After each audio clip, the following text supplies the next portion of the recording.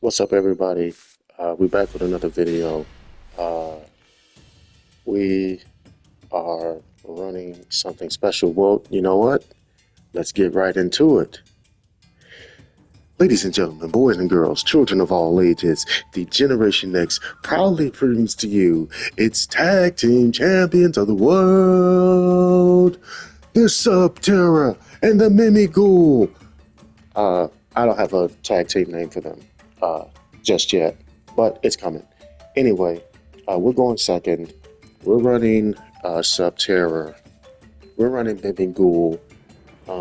In our starting hand, you see we got Guru, we got mimighoul Maker, we got Swords of Concealing Light, we have Destructive Daruma Karma Cannon, and we got mimighoul Room. So for going second hand, this is actually a pretty good hand. Some people say, man, what are you talking about? Going second hand is a pretty good hand. Well, first of all, we got two cards that shakes things up. Mimighoul Maker and Swords of Concealing Light. Not revealing, concealing. Meaning that this card is going to flip opponent's monsters face down. Non-targeting face down. That's very important. This is a non-targeting flip opponent's monsters face down. And they cannot change their battle positions for 2 turns. Now, and then after that second standby phase, this card will destroy itself. However, there is a way around that. If you use something to skip your second standby phase, then that will never trigger and this stays forever, making the opponent have to destroy this card. Anyway, let's hop into it. So, what is our opponent playing? Mikanko. Nini the Mirror. Yep, and he's got Mikanko, Water, Arabesque, I guess is the name of it. Doing his thing with Mikanko. Now he special summons Sanaki, the Mikanko devotee. Here we go. Hugh Lee, the Mikanko Jewel. Another Mikanko card. Wait, so he could use Water Arabesque as much as he wants. Ah, just added card to his hand. What was that? Mikanko Rivalry. So it looks like he's running pure Mikanko. They just got an upgrade with a lot of different things. They got some extra deck monsters and stuff like that. Personally, I always hated Mikanko. And for those of you that know, I specifically have videos where I'm detailing how to deconstruct them and break them down because they're a tricky deck. And the deck itself uses one of the most cheap things in the game, kaijus. You know, they get rid of an opponent's monster with a kaiju and then slam into them with the Mikankos doing damage because they don't take damage and they cannot be destroyed by battle. So it's a tricky thing. Anyway, he puts down, he's got his 2 monsters. He sets 2 cards. And now it's my turn, right? Well, guess what the first card we get is? Harpy's Feather Duster. Let's do it. Destroy his traps. Special summon. He's activating Mikanko Promise. So he's got another Mikanko on the field. Which one is this? The girl? Nini the Mirror. I try to hit. Obviously, I'm hitting mimighoul Maker. He's got an Ash Blossom. That's cool. That's cool. That would have really shook things up early on. But we still got Swords of Concealing Light. We got a Guru face down. We still got the Destructive Daruma Karma Cannon. And we have mimighoul Room. So we are looking good. We are looking good. And the thing about these mimighoul cards, such as mimighoul Room, it has an after effect. After you special summon a mimighoul monster, you can change one face-up monster on the field to face-down defense position. Notice, non-targeting. Yes, non-targeting, just like the Destructive Daruma Karma Cannon, just like Swords of Concealing Light. So what does that mean? Mimighoul Room can flip Red Eyes Dragoon. Oh yeah, because he can't be targeted, and he can't be destroyed by card effects. But he's not susceptible. I mean, he is susceptible to card effects, just not destruction kind and targeting kind. So since this doesn't target, this can affect him as long as he doesn't negate it. Or I mean, if you can negate his negate, then so be it. And then the effect on Mimighoul Maker is the same thing. If your opponent special summons a monster, you can banish this card from the graveyard. Then this is different. Target one face down monster your opponent controls. Anyway, here he goes with another Mikanko. What's that? Mikanko Shinbu. Now he's got Mikanko Fire Dance to bring back Ari. And we're special summoning a Mimighoul monster to his side of the field, which is Archfiend. And we're flipping Hare. Let's put another Mikanko spell back in his hand, and then, of course, since a Mikanko Whip spell went to the grave, he can activate Rivalry's Banish effect to add that card back, Fire Dance back to his hand. That's right, that turn, my turn. You see, guys, all of his cards are flipped face down, but we know that it can only get worse. Uh-oh, and it just got worse. Mimighoul Master. So let's get Fiendish in our hand first. Now, this is kind of a misplay by putting Fiendish in my hand, because since Concealing Light is on the table, what I could have done was instead of adding Fiendish to the hand, could have added Nemesis Archer and start sending these cards back to the deck. Sending his Mikanko cards back to the deck. But I can't take the chance that he's got something that I don't like. So Fiendish has got to be in my hand. I really debated myself as the match was going on. Was I going to grab Fiendish or was I going to get Nemesis Archer? But Fiendish was the better play in terms of overall insurance. And then we'll just play Mimighoul Master. That way we can activate Cerberus and put another Mimighoul monster in our hand. So let's go. Right now we got Mimighoul Dragon. Turns on you. Here he goes. He's going to put his Water Arabesque on me. He puts it on Guru. And now it's my turn. End his turn. Now we got Sol and Luna. Unfortunately, Sword of Concealing Light destroyed itself from a normal summoning Mimighoul Dragon to get the Rockstar Mimighoul Dungeon. So now let's get some more Mimighouls. So, for those that don't know, Mimighoul Dungeon, he can't normal summon. Mimighoul Dungeon will not allow him to normal summon as long as he has a face-down card. If he, not a face-down card, a face-down monster. If he has a face-down monster, he cannot normal summon. And also, monsters that are special summoned, and that goes for me too, I can't normal summon without setting a card first.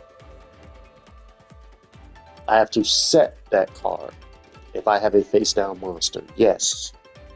And then, any card that is special summoned that turn cannot attack, which is huge for Mikanko. Anyway, we're getting this pesky effect off of Guru, picking up Cave Clash. Now we get Flip on Demand. Now, I guess you could have said that I made another misplay because I picked up Cave Clash rather than picking up Nemesis Archer to start sending cards back this turn.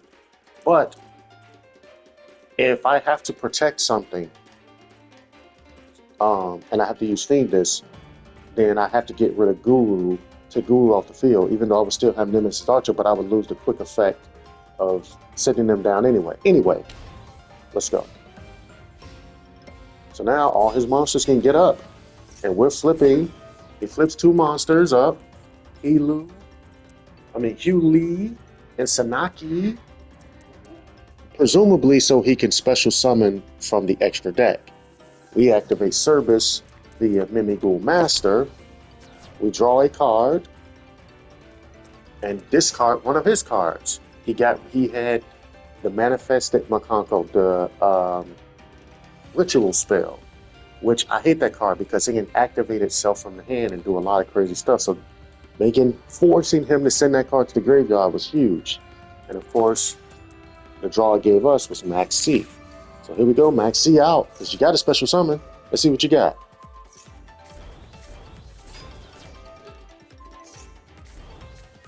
Come on. Come on. Come on.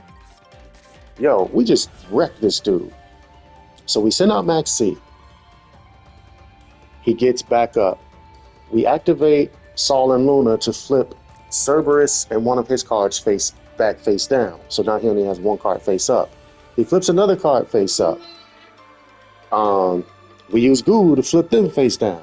He flips another card face up. So now he's finally got his 2 monsters to summon from the extra deck.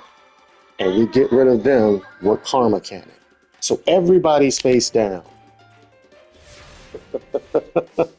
My turn. Uh-oh. Subterror Final Battle. Okay, we get Guru now. Now we'll pick up Nemesis Archer. We'll put Cerberus on his field. Then we go Cerberus. Adding Slime to our hand. We get rid of. We use Mimighoul Room to get rid of Mimighoul Dungeon. Some people may say, why did you do that? Because the reason we got rid of Mimighoul Dungeon, added it back to our hands, because we needed to, normal summon Subterror Nemesis Archer. I don't want her face down. I want her face up. Because now it started the time to remove cards. Now we'll put Dungeon back and we'll remove Shanaki. That way we can add Slime. We can special summon Slime to his side of the field. We are looking good right now.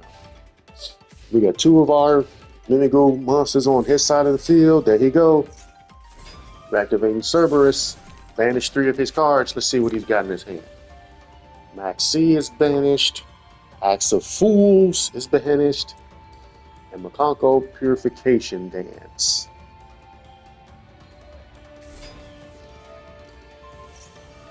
Now he's trying to put an effect on Mimighoul Master. Mikanko Water Erebus. That's where he can special summon another Mikanko card. We flipping Mimighoul Master with Guru. There we go. And who is he going to special summon? He runs to Nightmare Phoenix. He discarded Crossout Designator to do it too.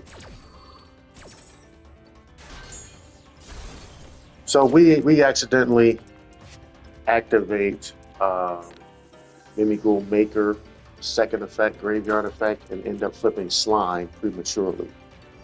Slime's going to try to do its thing, but it can't because it cannot special summon to our side of the field.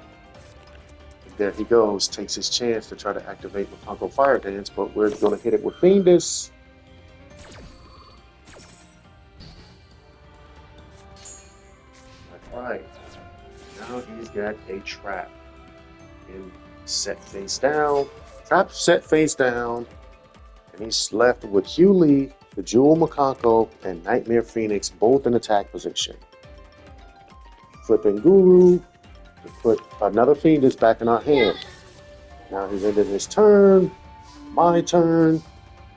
Ooh, they just gave us Cerberus. Mimighoul Cerberus. Okay. So I'm going to flip Hugh Lee, and he activates Mikanko Spirit Walk. Target 1 face-up monster your opponent controls. Equip that monster to one Mikanko monster you control as an equipped spell. Then if a ritual monster is on the field, then flip 500 damage to your opponent for each equipped spell you control. You can banish this card from your graveyard. Special summon one of your Mikanko monsters that is banished or in your hand. I suppose he could have. Oh, no, he ain't got no banished Mikanko monsters.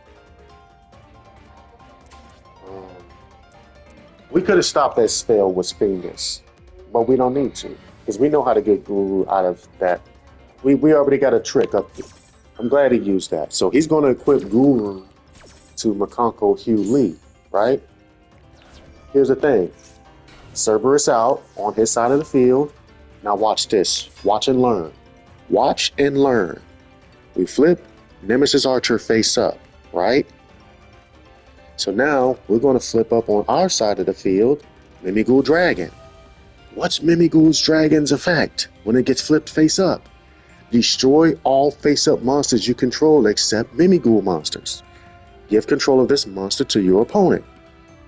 Why do we want to flip and destroy Nemesis Archer? Why would we do that? Right? Because now Nemesis Archer can summon any Subterror monster after she gets destroyed and goes to the graveyard, mind you. She cannot get destroyed and go to banishment and activate. She has to get destroyed and go to the graveyard. Then she can special summon any Subterror monster card, no matter the level, no matter what, from the deck to the field in face up or face down defense position. We summon Subterror, Behemoth, Ultra Mathis.